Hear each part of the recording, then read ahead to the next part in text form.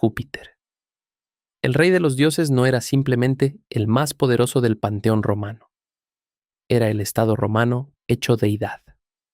Júpiter Optimus Maximus, el mejor y el más grande, gobernaba el cielo, lanzaba los rayos y garantizaba que los tratados entre naciones se cumplieran, porque jurar en falso ante él era la peor forma de suicidio político imaginable.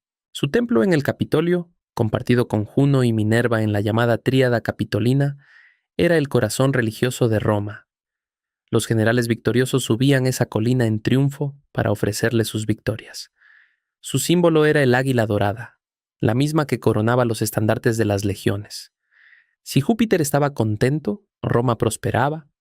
Si no, los rayos caían sobre quien hubiera roto un pacto. Era así de simple y así de absoluto. Juno, la reina de los dioses, tenía un poder que muchos subestiman. Era simultáneamente la protectora de las mujeres romanas, la guardiana del matrimonio y, de manera completamente accidental, la inventora del dinero. Bajo su epíteto Juno Moneta, la que advierte, su templo en el Capitolio albergaba la ceca del Estado romano, y de ese nombre deriva directamente la palabra moneda, y también el inglés money. Su matrimonio con Júpiter era notoriamente tormentoso, como corresponde a la reina de un dios que nunca podía mantenerse fiel. Sus animales sagrados eran el pavo real y el ganso, y según la tradición romana, fueron precisamente esos gansos sagrados los que salvaron el Capitolio en 390 a.C., graznando tan fuertemente al detectar un ataque galo nocturno que despertaron a los defensores. El mes de junio lleva su nombre, lo que significa que cada año celebramos a Juno sin saberlo. Neptuno. El dios del mar romano tenía un problema de identidad que los propios romanos tardaron siglos en resolver. Roma era, en sus orígenes, una cultura de pastores y agricultores continentales, no de marineros. Así que Neptuno, dios del océano y los terremotos, fue adoptado gradualmente del panteón griego y nunca tuvo el mismo peso emocional que Poseidón tenía en Grecia. Lo curioso es que también era dios de los caballos y las carreras, una asociación que probablemente viene de un origen itálico más antiguo. Su festival, las Neptunalia del 23 de julio, se celebraba en pleno verano, la época más seca del año Mediterráneo, posiblemente para implorar que el agua no faltara. El tridente plateado, los caballos blancos, emergiendo de las olas, los terremotos que sacudían las ciudades. Todo eso era Neptuno. El planeta más lejano del sistema solar lleva su nombre, lo que parece apropiado para el dios de las profundidades.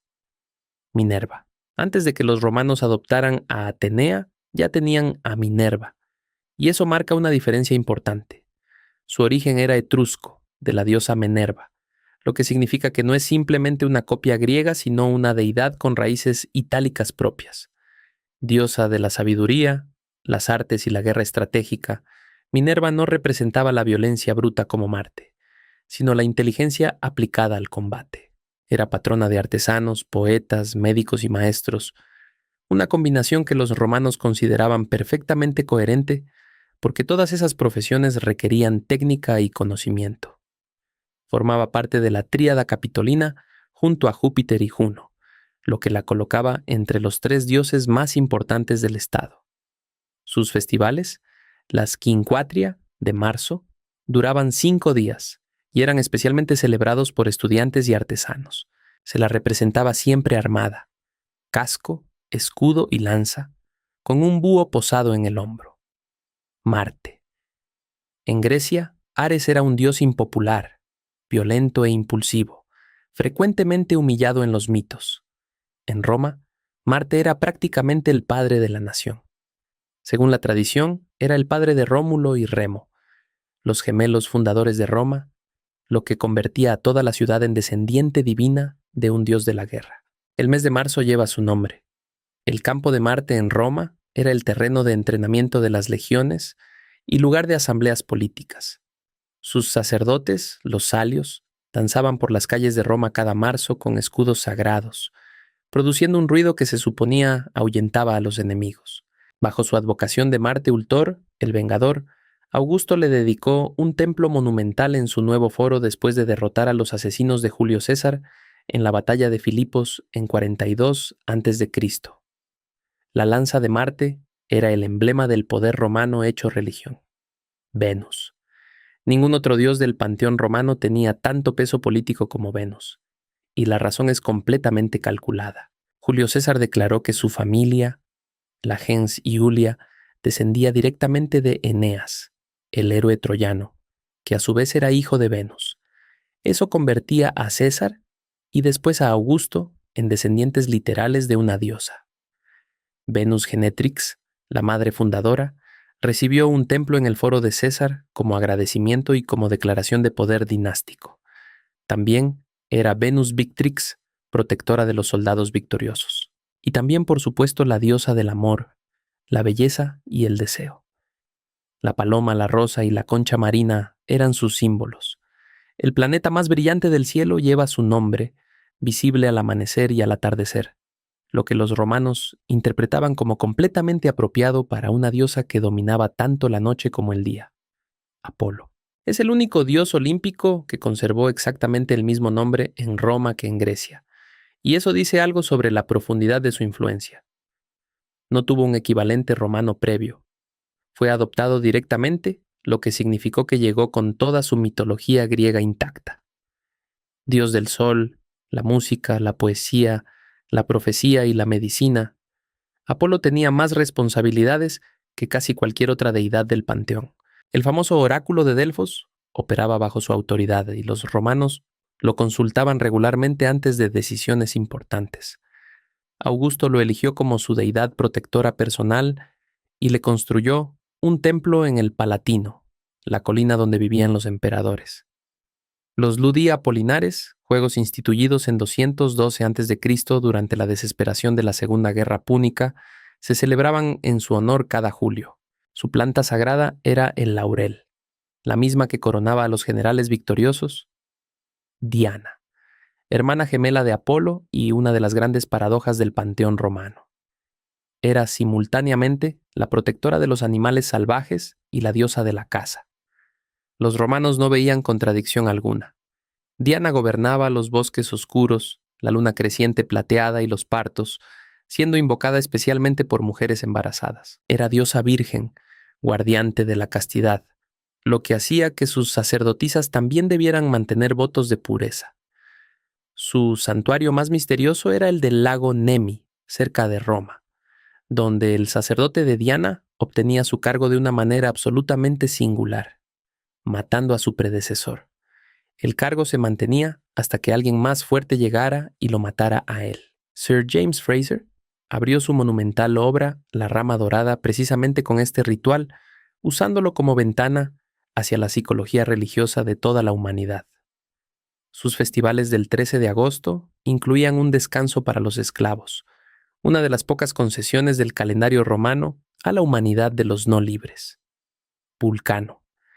El dios más feo del Olimpo fabricaba las cosas más hermosas del cosmos.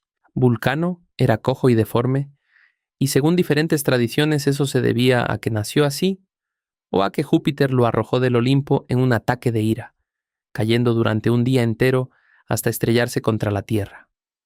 A pesar de eso, o quizás por eso, su habilidad como herrero divino no tenía rival.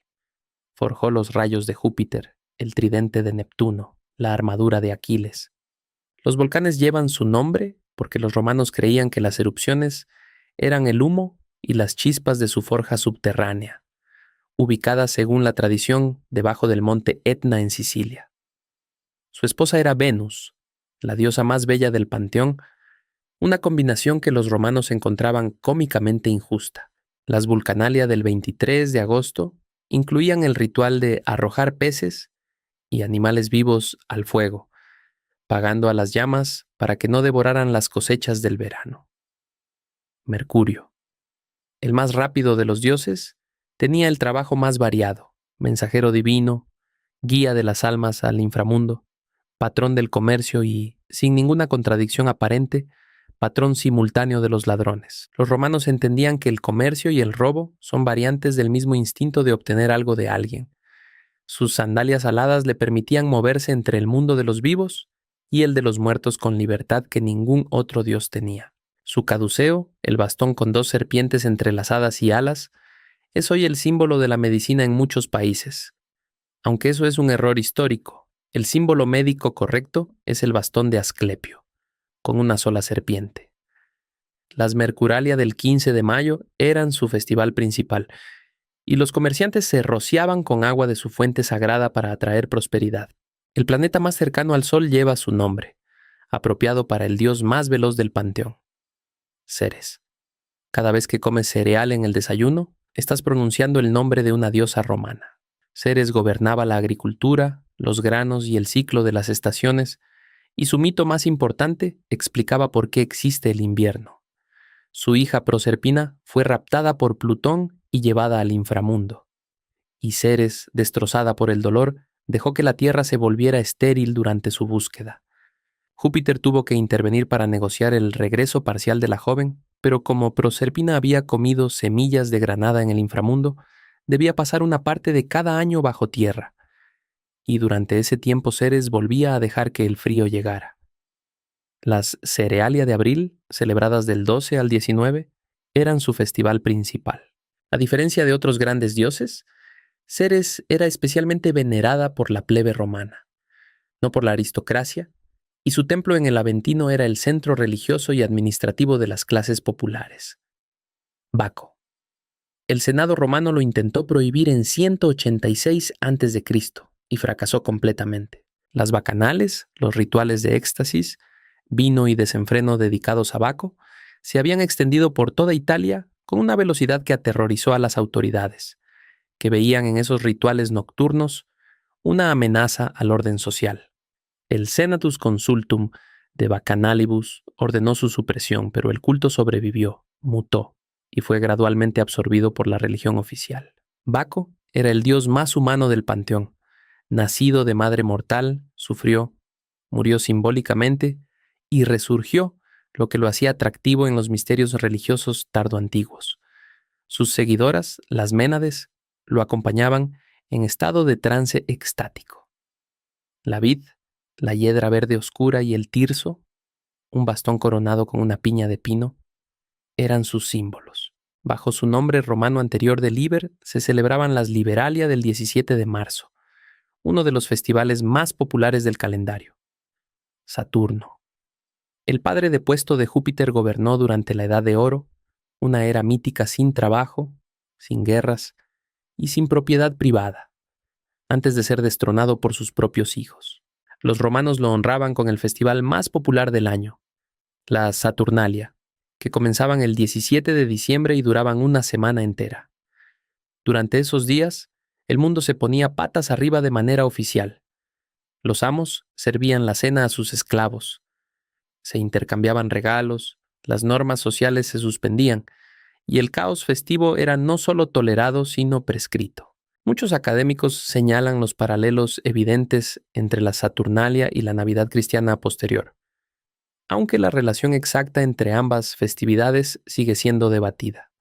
El planeta Saturno lleva su nombre, y en inglés el sábado, Saturday, también. Su símbolo era la hoz, herramienta de cosecha. Su templo en el Foro Romano albergaba el tesoro del Estado, lo que decía mucho sobre la relación romana entre lo sagrado y el dinero. Plutón.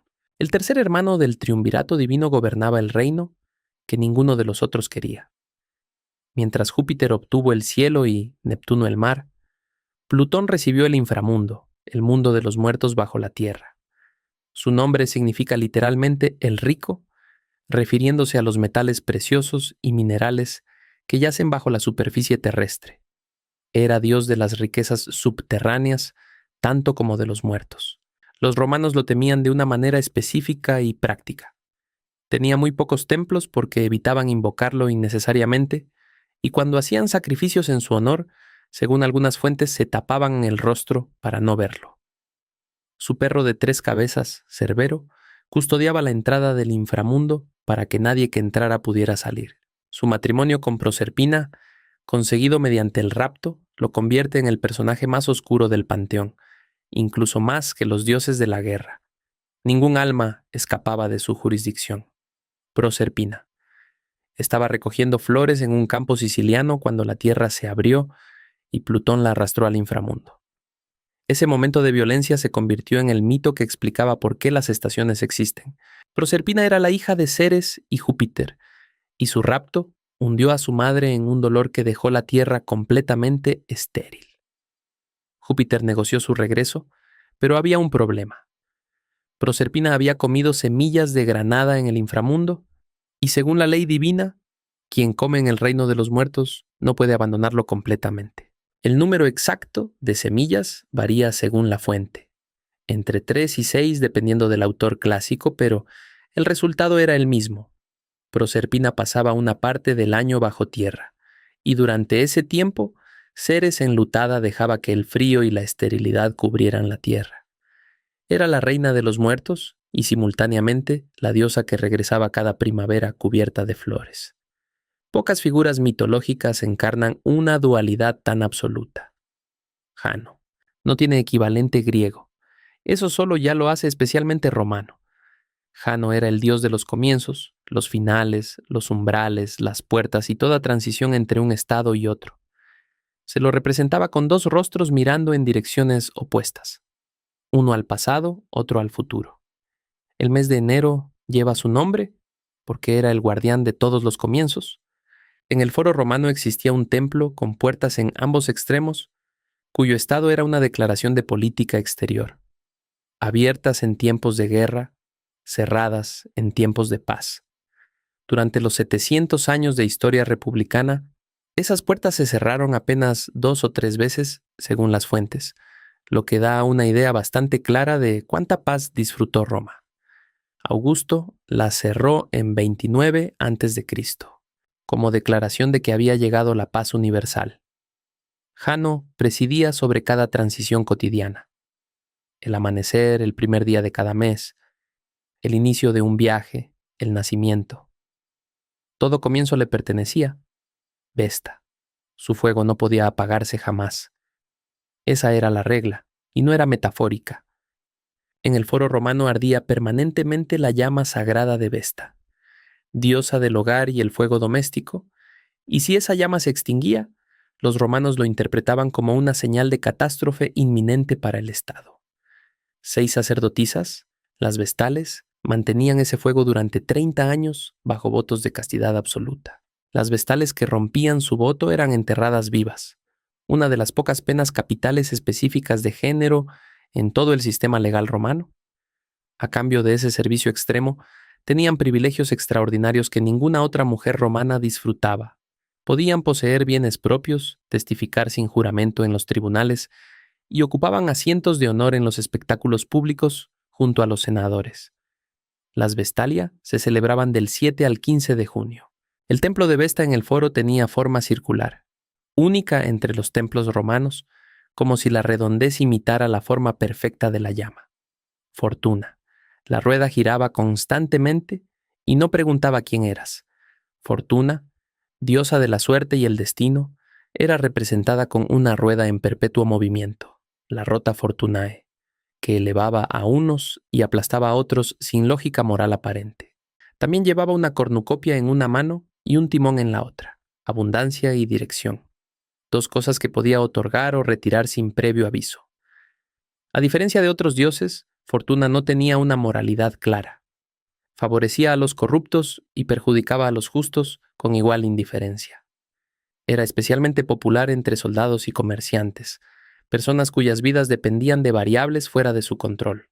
Tenía más de 20 advocaciones documentadas en inscripciones por todo el imperio. Fortuna primigenia la primera, Fortuna redux, la del regreso sano a casa, Fortuna virilis, la de los hombres. Su oráculo en Preneste, la actual Palestrina, era famoso en todo el Mediterráneo. Cicerón escribió sobre él con una mezcla de escepticismo filosófico y respeto popular. Quirino, el tercer miembro de la tríada divina más antigua de Roma, junto a Júpiter y Marte, antes de que la tríada capitolina los reemplazara. Quirino era Rómulo divinizado. Según la tradición, el fundador de Roma desapareció misteriosamente durante una tormenta y fue elevado al rango de Dios bajo este nombre. Representaba al ciudadano romano en armas en tiempos de paz, distinto de Marte, que era el guerrero en campaña activa. De su nombre derivaba el término Quirites, el nombre formal y ceremonial de los ciudadanos romanos, el que se usaba en los documentos oficiales y los discursos en el Senado. El Quirinal, una de las 7 colinas de Roma, también lleva su nombre. Su culto fue gradualmente absorbido y disminuido conforme el panteón griego ganó influencia cultural sobre Roma, pero su importancia simbólica, como encarnación del ciudadano soldado romano, nunca desapareció del todo del imaginario colectivo. Las Quirinalias se celebraban el 17 de febrero. Cupido, la imagen más reconocible de la mitología romana en el mundo moderno, es un niño regordete con alas, arco y flechas, responsable de que la gente se enamore en el peor momento posible. Cupido, hijo de Venus y Marte, era el dios del deseo amoroso, y a diferencia del Eros griego que podía representarse como un joven adulto, la versión romana tendía a infantilizarlo, como si el amor fuera inherentemente irracional e inmaduro. Sus flechas doradas provocaban amor irresistible. Las de plomo provocaban indiferencia o rechazo, lo que convierte a Cupido en el responsable tanto de las pasiones como de los desprecios. Su mito más elaborado, el de Cupido y Psique, fue preservado por Apuleyo en El asno de oro en el siglo II después de Cristo. El dios del amor se enamora de una mortal y debe superar los obstáculos que su propia madre Venus le impone por celos. El puto renacentista que decora techos de iglesias en toda Europa es directamente descendiente de Cupido. Aurora. Cada mañana, antes de que el sol saliera, Aurora recorría el cielo en su carro para abrir las puertas del cielo y anunciar la llegada de Apolo. Sus dedos rosados pintaban el horizonte, y Virgilio y Ovidio la mencionan constantemente como la paleta natural del amanecer. Pero Aurora tenía una debilidad que los romanos encontraban entrañablemente humana. Se enamoraba de mortales jóvenes y los raptaba para llevarlos a su palacio.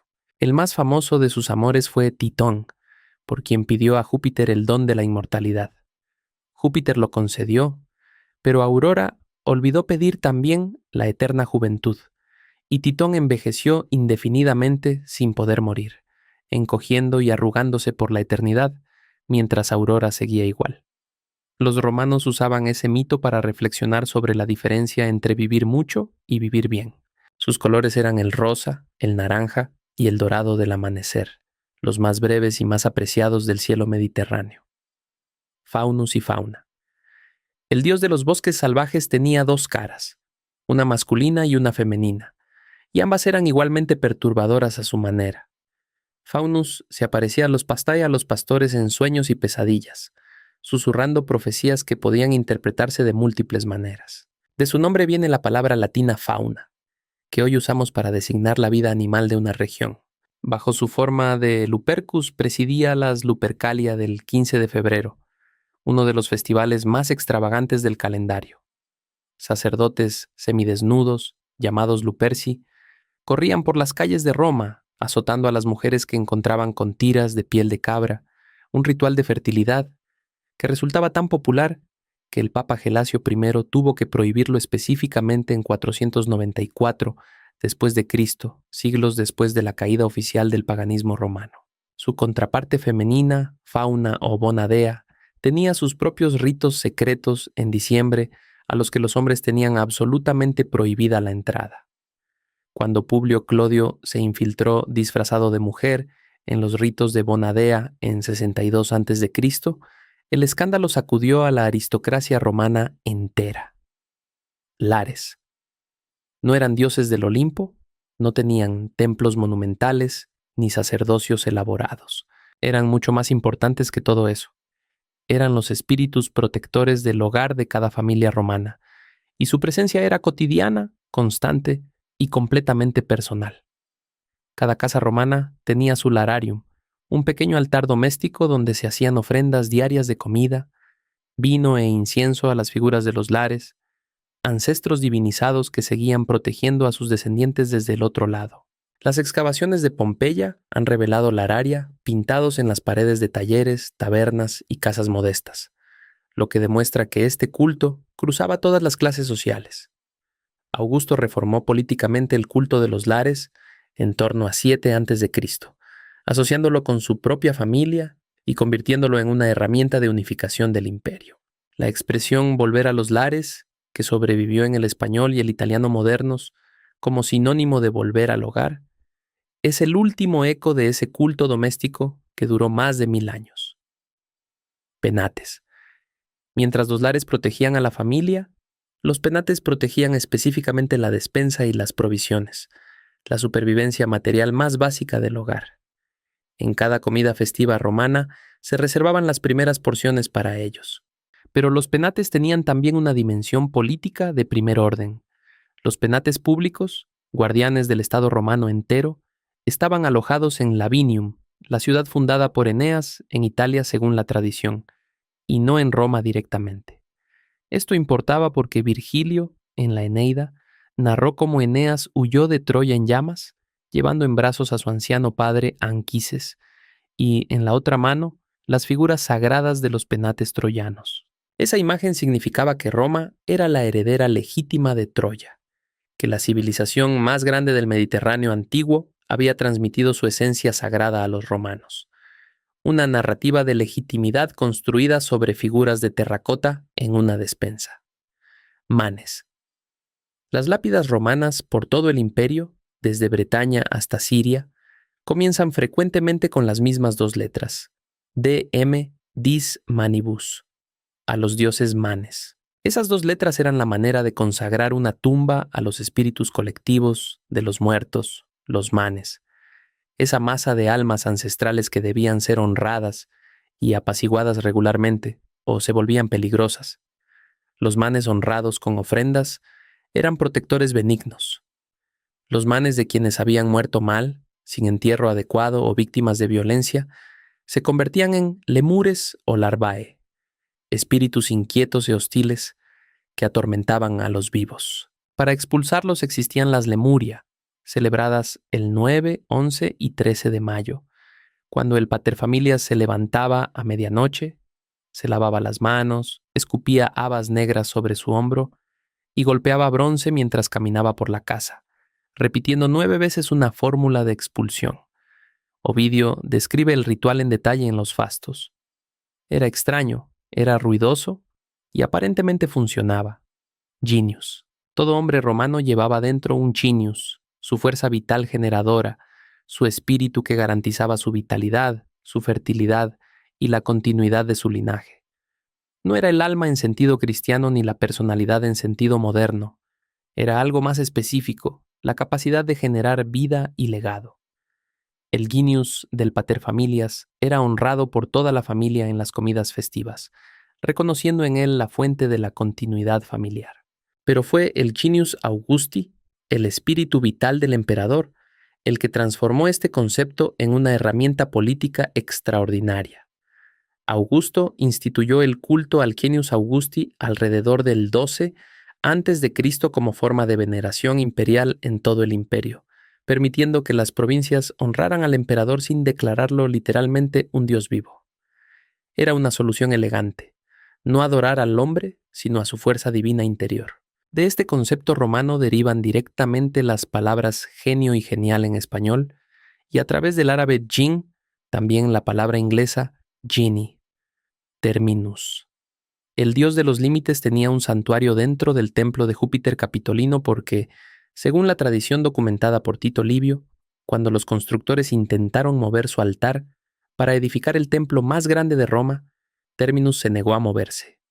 Ninguna fuerza humana ni divina podía desplazarlo. Así que construyeron el templo más grande del mundo antiguo alrededor de su altar, dejando un agujero en el techo sobre él para que Terminus permaneciera bajo el cielo abierto. Presidía sobre los mojones que marcaban propiedades, territorios y fronteras sagradas, y cruzarlos sin autorización era un sacrilegio comparable a robar en un templo. Las terminalia del 23 de febrero reunían a los vecinos en los mojones compartidos para adornarlos con guirnaldas, hacer ofrendas conjuntas y reafirmar los límites acordados. Era uno de los rituales más pacíficos y más necesarios del calendario romano, el reconocimiento anual de que el orden social dependía de que todos supieran exactamente dónde terminaba lo propio y comenzaba lo ajeno. Bellona. Sus sacerdotes se cortaban los brazos con hachas durante los rituales. Eso resume bastante bien el tono de su culto. Bellona era la diosa de la guerra, no la compañera ceremonial de Marte, sino una divinidad guerrera independiente, con su propia historia y su propio clero de una violencia ritual que perturbaba incluso a los romanos, acostumbrados a los espectáculos de sangre. Los Bellonari se mutilaban públicamente y rociaban su sangre en honor a la diosa, en una práctica que tenía raíces en el culto a la diosa Ma de Capadocia, en Asia Menor, absorbido por Roma en el siglo I a.C. Bellona presidía además un objeto de enorme importancia política: la columna bellica, una columna especial cerca de su templo junto al Circo Flaminio, desde la que los sacerdotes feciales lanzaban ritualmente una lanza a territorio enemigo para declarar la guerra de manera oficialmente válida. Sin ese lanzamiento la guerra no era legítima. En tiempos imperiales, cuando los enemigos estaban demasiado lejos, el terreno frente a la columna se declaraba simbólicamente territorio enemigo para poder cumplir el ritual. Si quieres ver más, haz clic en el video en pantalla ahora.